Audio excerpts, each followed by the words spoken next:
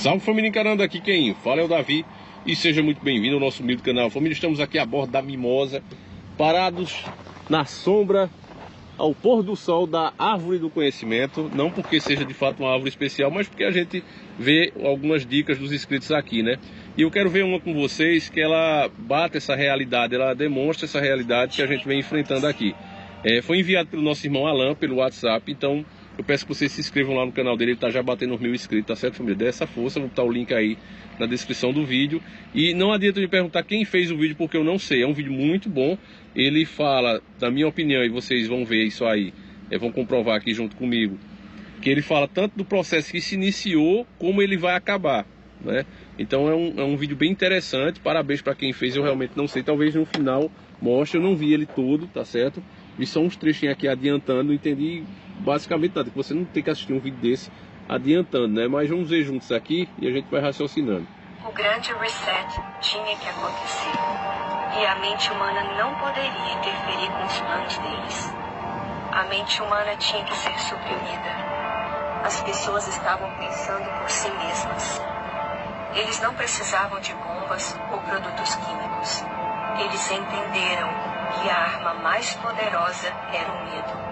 Eles odiavam a condição humana. Nos viam como ratos enjaulados, com grades em torno de nossas cabeças.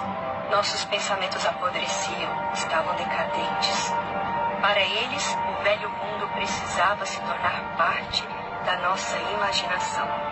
Eles desmantelaram o núcleo da sociedade, nos dividindo, fazendo o povo lutar uns contra os outros.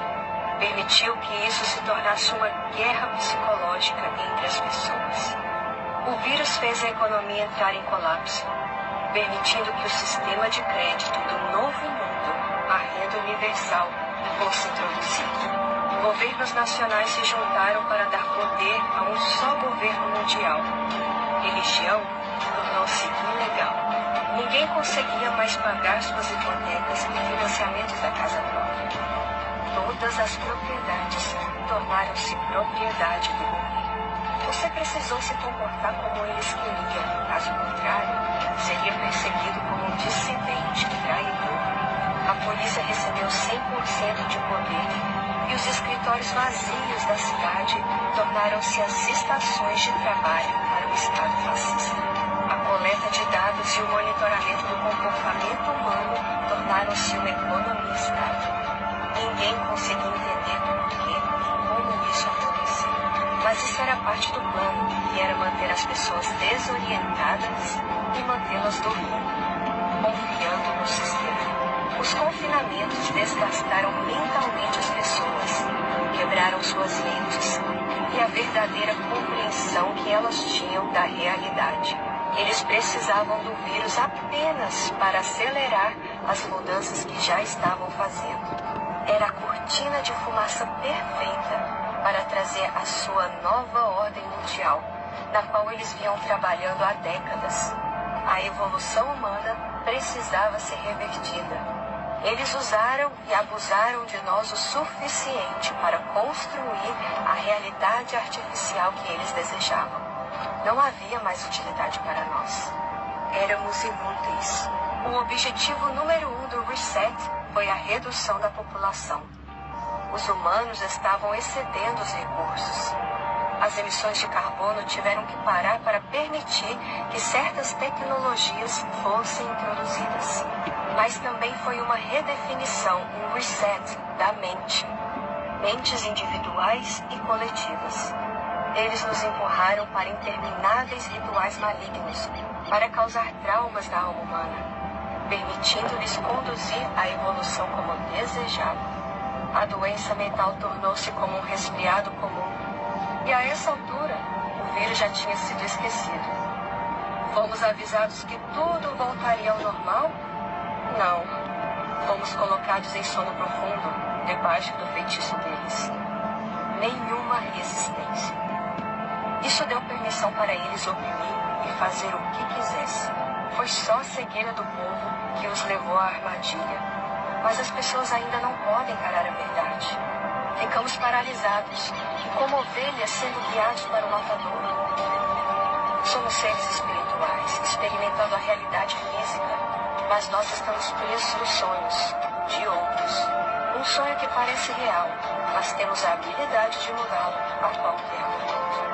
Ditaduras só existem com seguidores. Você não tem que ir com o rebanho obediente. Há uma outra escolha. Você tem medo de estar só, sendo o indivíduo que decide por si? Ou está feliz por ser um escravo submisso?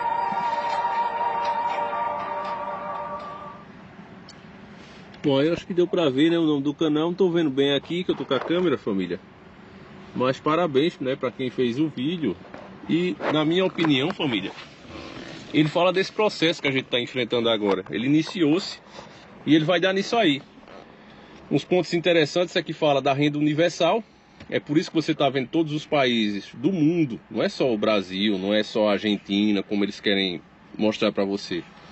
Todos esses países, como Estados Unidos, Japão, Brasil e tantos outros, estão todos endividados. E eles devem ao Banco Mundial, ao FMI, a essas instituições que hoje já estão mais poderosas do que nações inteiras, meus irmãos. Inteiras. E quem está no topo dessas instituições é as 13 famílias. O povo pensa que, por exemplo, um lucro que a Petrobras está tendo vai ser revertido para alguma coisa no Brasil. Mas só está servindo para enriquecer acionista e nem para diminuir a dívida externa serve, porque hoje a gente nem consegue pagar mais o juro, a gente paga a amortização do juro. O que é que isso significa, Davi? Significa que para o juro não ser tão grande, a gente paga um valor para que esse juro seja cobrado em menor volume do que eles queriam cobrar. Aí o pessoal diz, mas Davi, é hipocrisia, no último vídeo, né, que a gente fez sobre esse assunto. Davi, é hipocrisia porque o mundo todo está com escassez de alimento, está com escassez de combustível, mas o mundo todo não é o Brasil. Deus abençoou essa nação. O mundo todo, esses países principalmente muito ricos, eles nunca dividiram a riqueza deles com o Brasil. Mas o Brasil está entregando todo o seu patrimônio, toda a sua verdadeira riqueza a eles de mão beijada. E infelizmente, como eu respondi em um comentário, debaixo de aplausos dos alienados. Os intelejumentos ainda aplaudindo enquanto os nossos líderes entregam a nossa nação debaixo dos nossos olhos. Que é isso que eles estão fazendo. Eles foram colocados ali justamente para impedir que o Brasil assumisse o seu lugar de potência mundial. E ninguém está falando aqui em fechar a fronteira. Se o pessoal precisa da mercadoria, vamos vender. Agora não vamos deixar faltar aqui dentro. Hoje a gente trabalha de uma forma muito errada. A gente cobra caro aqui dentro e vende barato para fora.